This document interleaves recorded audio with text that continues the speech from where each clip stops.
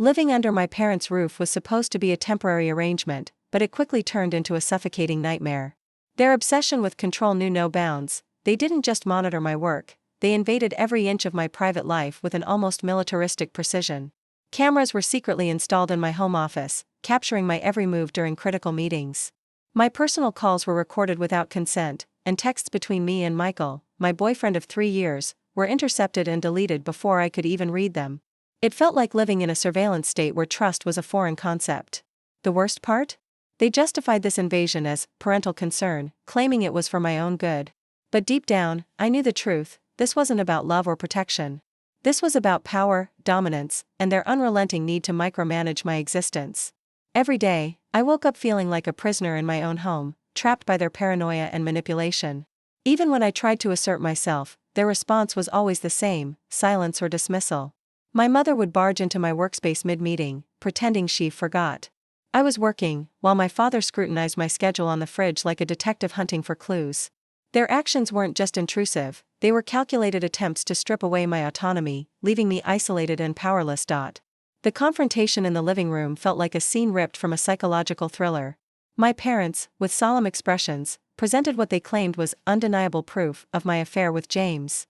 It wasn't just a few manipulated texts, they had gone to extraordinary lengths to make their accusations seem irrefutable. Alongside the fake messages were doctored images of James and me together, photoshopped so convincingly that even I hesitated for a moment. There were also video clips spliced with altered audio, showing fabricated interactions between us that appeared shockingly intimate. These weren't random edits, they were meticulously crafted lies designed to destroy my credibility and isolate me from everyone who cared about me. When I tried to defend myself, explaining how absurd their claims were, they dismissed me as if my voice no longer mattered. Michael's attempts to reach out during this chaos were blocked, further isolating me emotionally.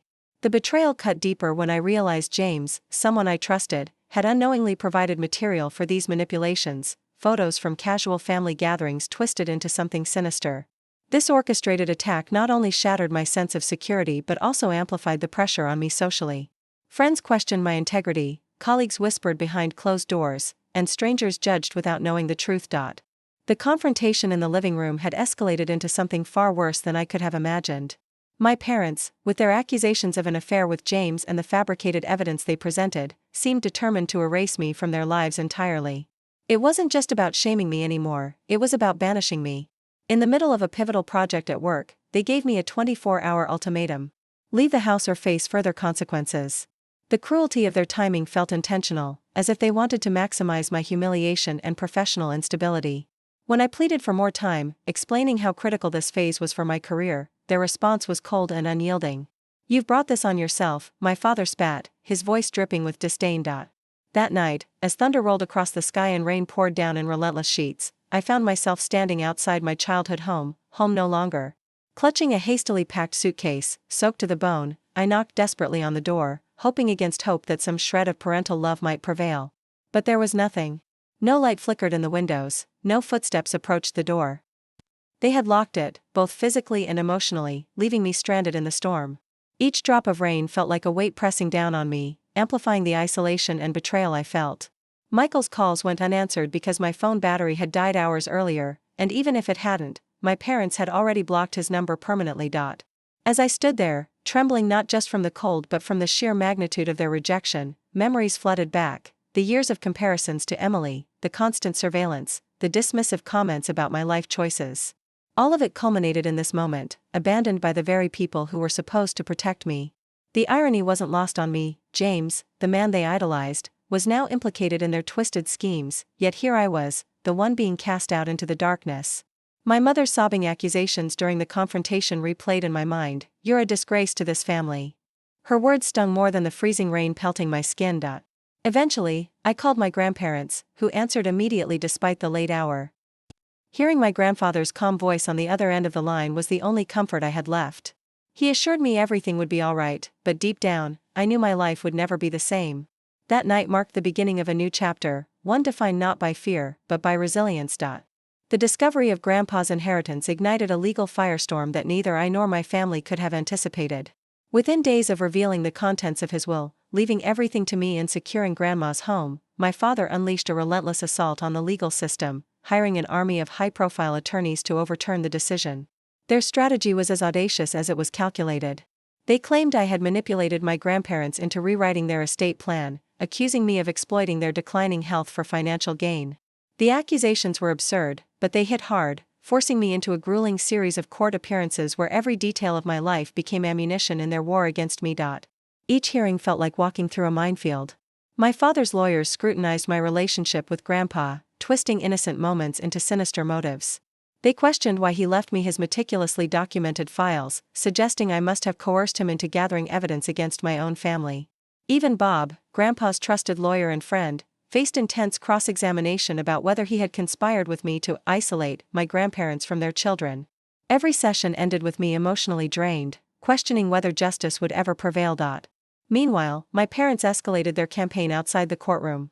Social media became their battleground, flooding platforms with fake accounts spreading lies about how I stole from my own family. Friends and acquaintances began receiving anonymous messages detailing fabricated stories of betrayal and greed. It wasn't just my reputation at stake, it was my sanity. Michael stood by me throughout, helping shield me from the worst of the fallout, but even he couldn't fully protect me from the toll this took on my mental health. As weeks turned into months, the strain grew unbearable. Work suffered, sleep eluded me. Yet amidst the chaos, something unexpected emerged, a newfound resilience. With Bob's guidance, we countered each accusation with irrefutable proof of Grandpa's foresight and planning. His secret compartment, filled with decades of incriminating documents, became our strongest ally. For every lie they spun, we unraveled it with cold, hard facts. And though the process dragged on, one truth remained clear: no matter how viciously they fought, they couldn't rewrite history, or erase the love Grandpa had for me. The moment Emily walked into James's hotel room in Chicago, her world imploded. What was meant to be a romantic surprise turned into an unimaginable betrayal. There he was, with another woman. But the devastation didn't stop there. In the heat of their argument, Emily demanded to see his phone, hoping to confront him with evidence of his infidelity. Instead, she uncovered something far more sinister.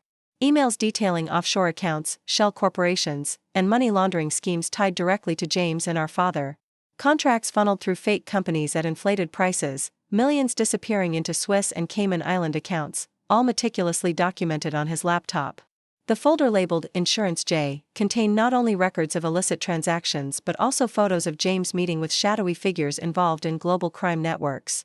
It became clear that James had been living a double life for years, using funds from these operations to finance his extravagant lifestyle and countless affairs. Emily's mental state unraveled almost instantly.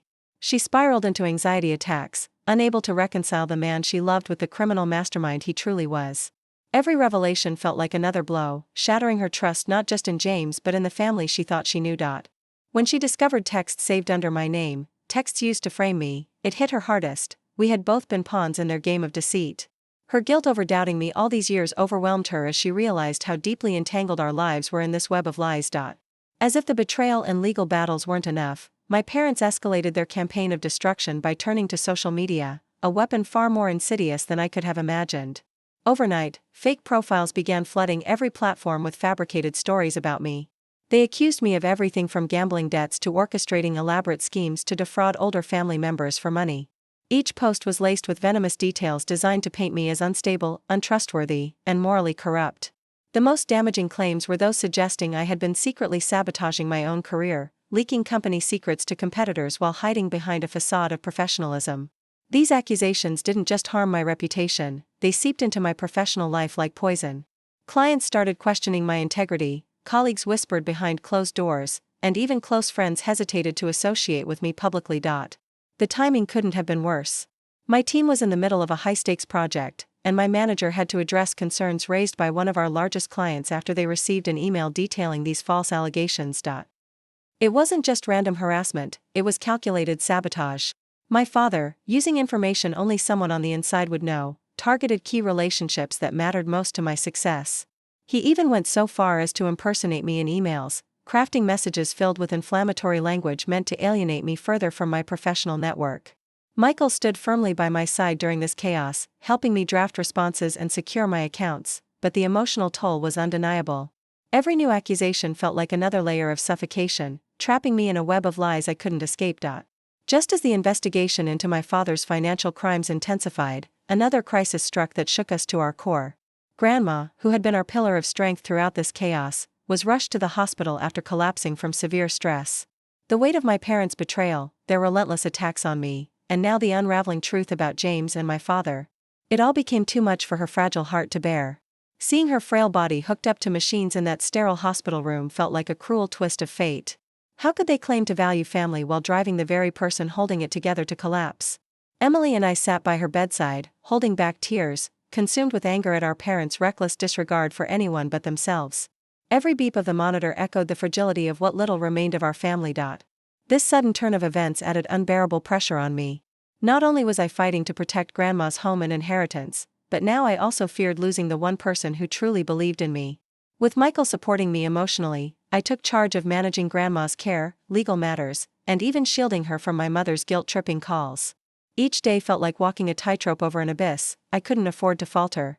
This wasn't just about survival anymore, it was about justice, love, and preserving the remnants of a family torn apart by greed. As the FBI investigation intensified, what began as a family scandal unraveled into something far more sinister, a sprawling web of international crime that left us all reeling. The forensic accountants uncovered evidence showing that my father and James weren't just laundering money through small-scale shell corporations. They were deeply embedded in a global network of organized crime syndicates operating across 3 continents. Offshore accounts linked to Switzerland, the Cayman Islands, and even obscure financial havens in Eastern Europe revealed transactions totaling over $500 million, money siphoned from investors, charities, and even unwitting family members. Each revelation felt like another gut punch, exposing not only their greed but also their utter disregard for anyone caught in their wake. Emily's discovery of the Insurance J folder became pivotal. It contained photos of James meeting with high-profile criminals tied to human trafficking rings and arms deals. These weren't random business associates, they were dangerous individuals who operated in the shadows, leaving destruction wherever they went. My father had orchestrated this empire, using James as his frontman while maintaining an outward appearance of respectability. It was chilling to realize how close I had lived to such evil without ever suspecting it.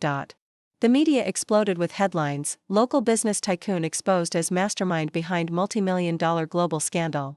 Overnight, our family name became synonymous with corruption. Former friends distanced themselves, and strangers judged us by association. But amidst the chaos, Emily and I found clarity. This wasn't just about betrayal, it was about survival. With Michael by my side, we braced ourselves for the fallout, knowing the truth would set us free but not without scars. The morning of the arrests will forever be etched in my memory. It wasn't just any ordinary day, it was the moment justice finally caught up with them, and it unfolded in a way that felt almost cinematic. My father and James had been attending their usual high-end business breakfast at an exclusive restaurant downtown, surrounded by the city's elite. The room buzzed with polished conversations, champagne flutes clinking against marble countertops, and tailored suits gliding between tables. They were basking in the illusion of success, still clinging to their carefully crafted personas as pillars of society. Little did they know, this would be their final act. As FBI agents stormed into the venue, the atmosphere shifted instantly from opulence to chaos. Patrons froze mid-bite, forks hovering above plates as handcuffs clicked audibly around my father's wrists. James tried to protest, his voice cracking under the weight of betrayal and disbelief, but there was no escape. Cameras flashed wildly as reporters who had been tipped off captured every humiliating second. Their faces, once plastered on billboards promoting charity galas, were now broadcast nationwide for entirely different reasons. In one fell swoop, decades of deception unraveled before the very people they had duped. For me, standing outside the scene after receiving a call from Bob, it was surreal. I watched through the glass windows as my father's meticulously maintained facade crumbled like sandcastles against a storm. His expression morphed from arrogance to sheer panic, his eyes darting around the room as if searching for allies among the horrified gazes of former friends.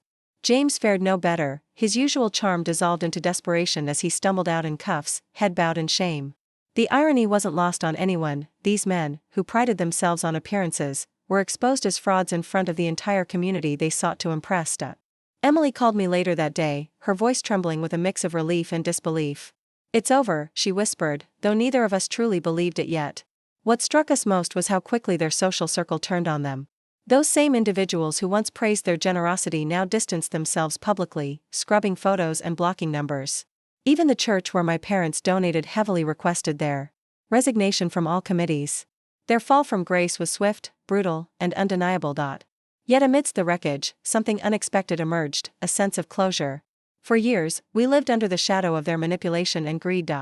Now, watching the truth dismantle their empire, I realized we weren't just survivors, we were victors. As Michael wrapped his arms around me that night, I allowed myself to breathe freely for the first time in years. Justice may not always be immediate, but when it arrives, it leaves an indelible mark. The aftermath of the arrests was nothing short of a public spectacle, and my mother bore the brunt of it. Once the queen bee of our town's elite social circle, she became a laughingstock overnight. Her carefully curated image as a philanthropist and community leader crumbled like a house of cards when news broke about her involvement in the money laundering scandal. Friends who once flocked to her charity galas now distanced themselves publicly, scrubbing photos and blocking her calls. Worse still, they didn't just avoid her, they mocked her openly on social media. Snide comments flooded forums, with screenshots of her past grandeur juxtaposed against headlines of her arrest. "How the mighty have fallen," one post read, summing up the collective schadenfreude. With legal fees mounting and assets frozen, her lifestyle unraveled rapidly. Gone were the days of designer gowns and diamond necklaces. She was forced to sell every last piece of jewelry and luxury item just to keep afloat. I heard through mutual acquaintances that she'd been spotted at bargain grocery stores, clutching coupons, a far cry from her former chauffeur-driven trips to high-end boutiques. The irony was bitter, all those years of flaunting wealth, only for it to vanish in an instant. Even her closest confidants turned their backs, leaving her isolated and humiliated. At a local cafe, someone overheard her former best friend loudly declaring, "She got exactly what she deserved." For me, watching her descent was both painful and surreal. This woman, who had once wielded control over our lives with an iron grip, was now reduced to a shadow of her former self. It marked the definitive end of an era, the complete collapse of everything they had built. Van Mack didn't just hours before the FBI raid that would change everything. My phone buzzed with a chilling message from my father. "If I go down, no one will be safe, not you, not Michael, not even Grandma," it read. The words were cold, calculated, and laced with venom, leaving me shaken to my core. It wasn't just a threat, it was a promise, a final attempt to exert control over my life even as his empire crumbled around him. Every shadow in my grandmother's house seemed darker after that, every creak of the floorboards felt like footsteps approaching. I couldn't shake the feeling that this wasn't over, that my father's reach extended far beyond prison walls. Michael noticed my unease immediately. He tightened our home security system further, installing motion-activated cameras outside and reinforcing locks on every door. But no amount of preparation could silence the voice in my head replaying his warning. What if he had allies willing to carry out his threats? What if James, desperate for redemption, tried something reckless? Even Bob admitted there was no way to predict how far my father might go when cornered.